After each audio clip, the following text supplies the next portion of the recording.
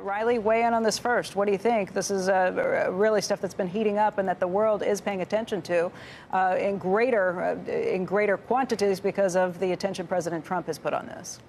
I mean, I think the world is greatly watching what's happening in Hong Kong, and rightly so.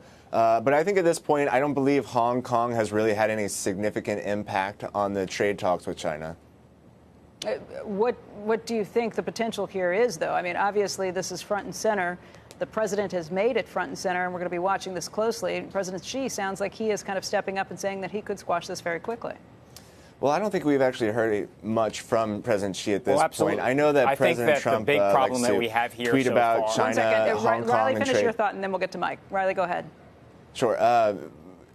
I don't believe that we're really going to have an issue right now. I know the president tweets about these things, but at this point, there's no significant impact between the two. Mike?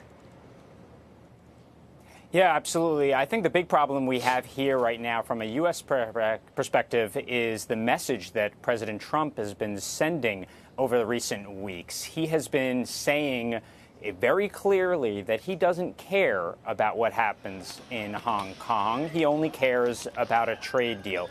And that's dangerous for two reasons. First, it's dangerous because it increases the chances that Xi Jinping thinks that he has a free hand to crack down on the protests in Hong Kong. But the second reason it's dangerous is because it shows weakness to Xi Jinping. And if President Trump thinks he's going to get some sort of concession on a trade deal out of this, I think Xi Jinping is going to only see weakness, and President Trump is sorely mistaken. Riley, at this point, again, the world is watching. What do you think the next step is? We've heard from China yesterday, Beijing saying that they think the U.S. should just butt out and stay out of it. I mean, it really is a war of rhetoric at this point. There's a lot of focus on these incidents of violence breaking out in Hong Kong, but it really hasn't gotten to the escalation point where things are. It hasn't gotten to that point yet, but there is the potential for it. Yeah, there's always certainly a potential for anything, right? But we really haven't gotten to that point. The president, of course, does want to make sure that the world sees that he at least is familiar with what's going on with Hong Kong. But again, the trade issue with China is separate from what's going on with Hong Kong, and ultimately it should stay that way. It should stay that way. Mike, what do you think happens next? Well, look, I think that what we're going to be watching for is to see what Beijing's moves are. Are they going to increase the pressure and potential violence and brutality against protesters here in Hong Kong?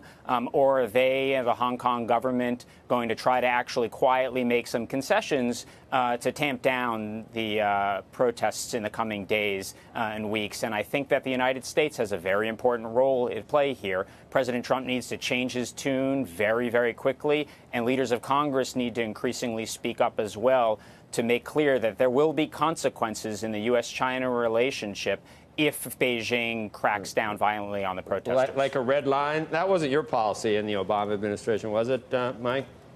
I think that it's very clear that there will be consequences in this relationship, and I don't think it should be controversial that we should be sending that signal loud and clear to Beijing.